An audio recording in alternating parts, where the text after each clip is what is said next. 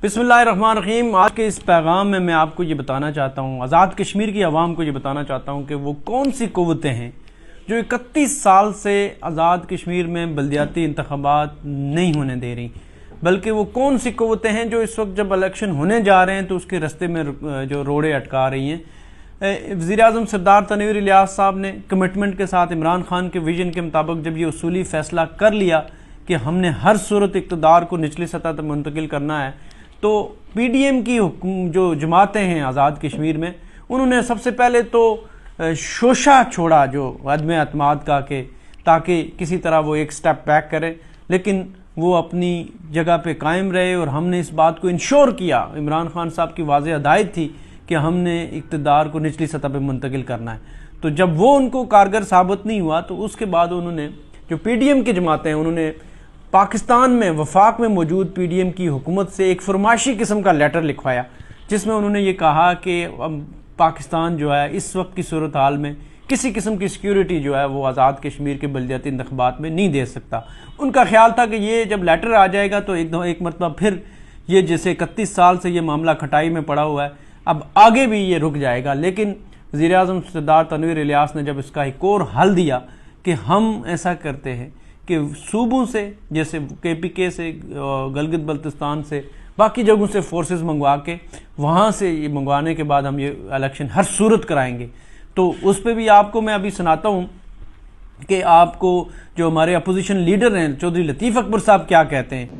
और कोई ऐसा काम नहीं होना चाहिए कि जिससे वहाँ पे लोगों की लाशें गिरें।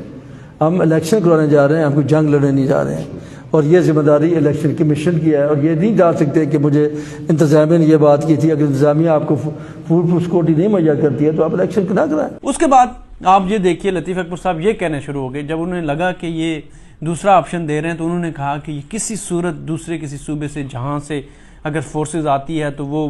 धांधली करवाएंगी, हम उसको भी कबूल नहीं करेंगे कि कोई ऐसी फोर्स जो यहाँ पे आके धांधली के लिए यहाँ पे लाई जाएगी, that will not be acceptable to opposition, particular Pakistan Peoples Party और टू मी एज वेल।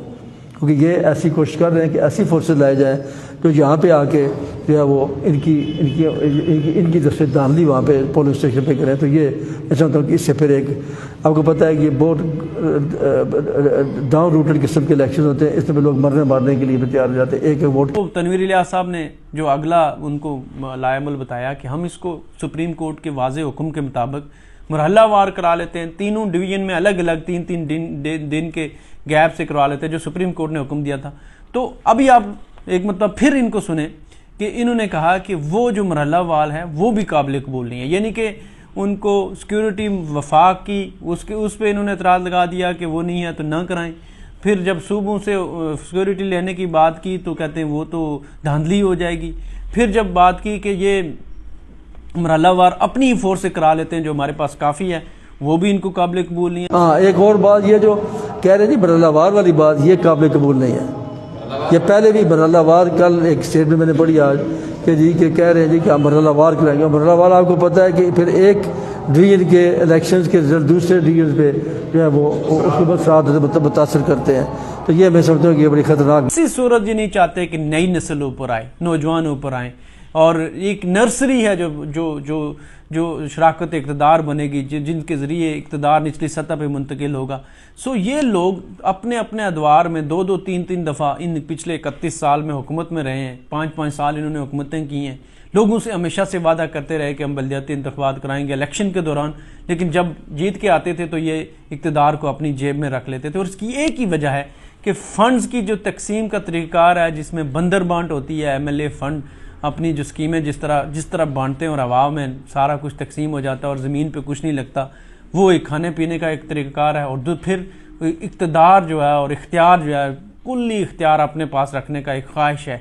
तो जिसकी वजह से किसी को ये जो इख्तियारात को है निचली सतह पे या किसी दूसरे शख्स को देने की कोशिश ही नहीं है। और मैं समझता हूँ कि हमें वज़ीर-ए-आज़म सरदार तनवीर इलियास खान को खराज तहसीन पेश करना चाहिए कि वो डटे हुए हैं, वो हर सूरत में इलेक्शन नौजवान नस्ल को आगे लाने के लिए पुरज़म है। तो अगर आखिरी जो ऑप्शन है, जो मैं समझता हूँ कि लतीफ़ अकबर साहब अगर नहीं मान रहे, तो हम चाहेंगे कि सिंध को ये हम लेटर लिखें کہ صوبہ سندھ ہمیں وہاں سے پولیس بھیجے تاکہ اس پہ کم از کم یہ اعتراض تو نہیں کر سکیں گے کہ اس سے کوئی نہ کوئی دھاندلی ہوگی. تو ہم سندھ کو بھی لیٹر لکھنے کو تیار ہیں, لیکن لطیف اکبر صاحب یہ بلدیاتی انتخابات کسی صورت نہیں رکنے والے. ہمیں پتہ ہے کہ آپ کے امیدوار آپ کو چھوڑ کے جا رہے ہیں, آپ کو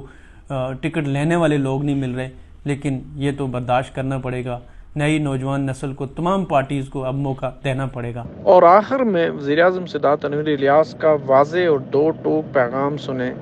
کہ کوئی کسی ابہام میں نہ رہے کہ بلدیاتی انتخابات نہیں ہوں گے. تمام پولیٹیکل پارٹیز کے کارکن اپنی اپنی قیادت سے یہ سوال پوچھیں, وہ جو لوگ الیکشن سے رائے فرار اختیار کر رہے ہیں. آزاد کشمیر کے اندر آئندہ آنے والے بلدیاتی الیکشن 100% لوگوں کو یقین رکھنا چاہیے کہ یہ الیکشن ہوں گے, اور جو ہماری کمٹمنٹ تھی, ہم نے وعدہ کیا تھا, تمام ادارے اس بات کے اوپر یکسو ہیں اور سب کا اس کے اوپر کنسنسس موجود ہے کہ یہ الیکشن ہوں گے.